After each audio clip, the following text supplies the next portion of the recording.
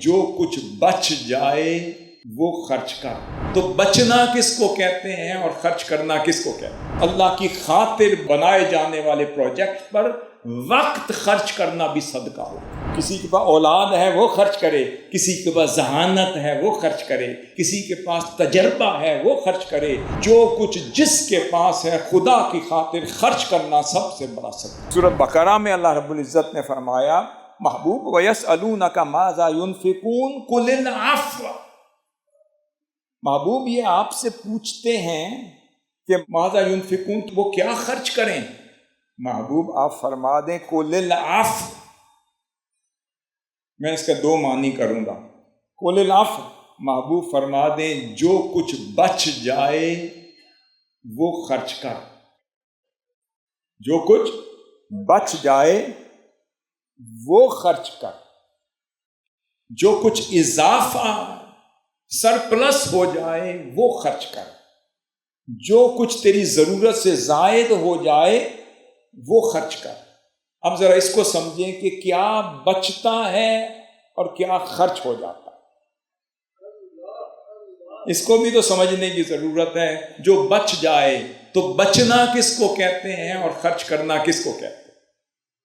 ایک روز آقا علیہ الصلوۃ والسلام اپنے کاشانہ اقدس میں تشریف لائے۔ سیدہ ام المؤمنین رضی اللہ تعالی عنہا سے پوچھا کہ اے عائشہ قربانی کا کیا بنا؟ آپ عرض کرتی ہیں یا رسول اللہ سب کچھ میں نے تقسیم کر دیا، صرف یہ ایک بکرے کا شولڈر کا حصہ بچ گیا۔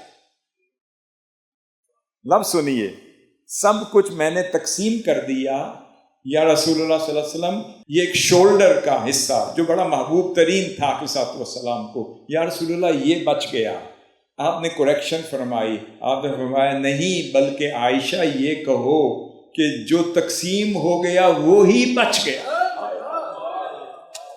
جو تقسیم ہو گیا وہی بچ گیا، جو روک لیا وہ رہ گیا۔ اس کا مطلب جو کچھ تھا وہ دے دیا، وہی تو بچ گیا، اسی نے تو قبر میں کام آنا ہے، اسی نے تو قبر کا چراغ بننا ہے، اسی نے تو ترازو میں بھاری ہونا ہے۔ ایک روایت میں آتا ہے خرچ اتنا کیا، تھوڑا سا خرچ کیا، اللہ کی بارگاہ میں جاؤ گے، روایت میں آتا ہے کہ وہاں ایک اونٹ جتنا، پہاڑ جتنا اجر پاؤ گے۔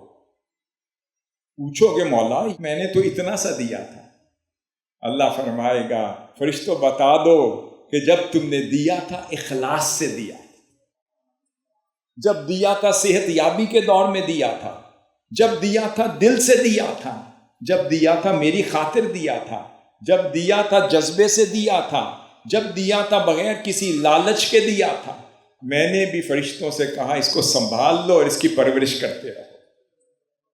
وہ کھجور کے برابر تھا، میرے فرشتے اس کی پرورش میرے حکم پر کرتے رہے، یہاں تک کہ اس کو اونٹ کے برابر کر دیا۔ پھر اس کی پرورش ہوتی رہی اور ہوتے ہوتے وہ پہاڑ کے برابر ہو گیا۔ تیرا دیا ہوا اتنا تھا مگر میں نے کہا اس کو پرورش کرتے رہو، آج جب تجھے دیا جا رہا ہے تو پہاڑ کے برابر ہو گیا۔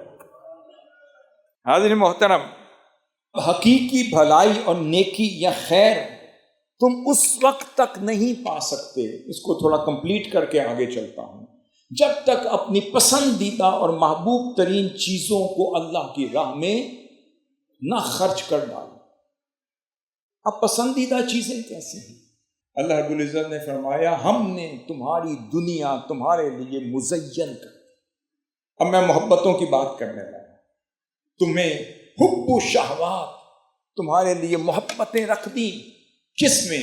تمہاری بیویوں کے لیے محبت رکھ دی، تمہارے مال اور متاع کے لیے محبت رکھ دی، تمہارے اولاد کے لیے محبت رکھ دی، تمہارے والدین کے لیے رکھ دی، عزیز و اقارب کے لیے رکھ دی، رشتہ داروں کے لیے رکھ دی، اور جو مال تم کماتے ہو اس کے لیے رکھ دی، اور جو گھر تم بناتے ہو اس کے لیے رکھ دی، پھر مناصب کے لیے رکھ دی، مرتبوں کے لیے رکھ دی، پھر جن سے امیدیں لگا کر بیٹھتے ہو کہ میری تجارت رنگ لائے گی تو میں سب سے بڑا تاجر بنوں گا، اس کے لیے رکھ دی، جن منصبوں کے لیے تم اپنی زندگی خرچ کر دیتے ہو عزت لٹا دیتے ہو ان کے لیے رکھ دی، جو تجارتیں اور صنعتیں بناتے ہو ان کے لیے رکھ دی، اور جو کھیتوں کو سجاتے ہو، جو کھلیان لگاتے ہو اس کے لیے رکھ دی، پھر سونے چاندی کے ڈھیر لگاتے ہو اس کے لیے رکھ دی۔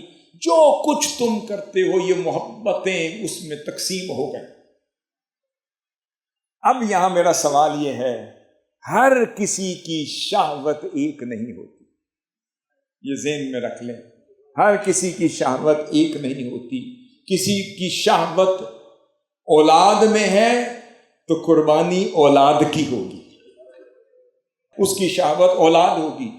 کسی کو اولاد ہی نہیں دی مگر اس کی شہوت بیویوں میں ہے، کسی کو زوجہ ہی نہیں دی اس کی شہوت منصب میں ہے، کسی کے بینک اکاؤنٹ بنانے میں ہے، کسی کے کھیت کھلیان سجانے میں ہے، کسی کے لینڈ لارڈ بننے میں ہے، اور کسی کے اچھے کپڑے پہننے میں ہے، کسی کے اچھے منصب میں ہے، کسی کی شہرت میں ہے، کسی کی لالچ کسی شے میں ہے، کسی کی محبت کسی شے میں۔ اب فرمایا بر یہ ہے کہ جس سے تمہیں محبت ہو میری خاطر اپنی محبت کو قربان کرنا، وہ بر ہے۔ اب اگر وقت ہے تو اللہ کی خاطر بنانے والے یا بنائے جانے والے پروجیکٹ پر وقت خرچ کرنا بھی صدقہ ہوگا۔ کسی کی شہوت منصب پر ہے، اگر اس منصب کے ذریعے سے اس کو فیسیلیٹیٹ کیا جا سکتا ہے تو اپنے منصب کو اللہ کی خاطر بنائے جانے والے پروجیکٹ پر اپنے منصب کو قربان کرنا بھی وہ صدقہ اور بر ہو گیا۔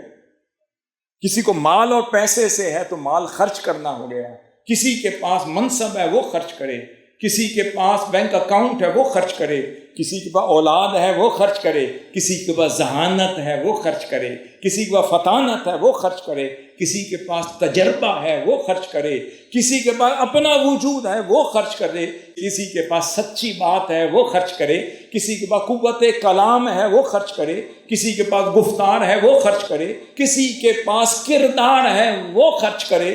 جو کچھ جس کے پاس ہے خدا کی خاطر خرچ کرنا سب سے بڑا صدقہ۔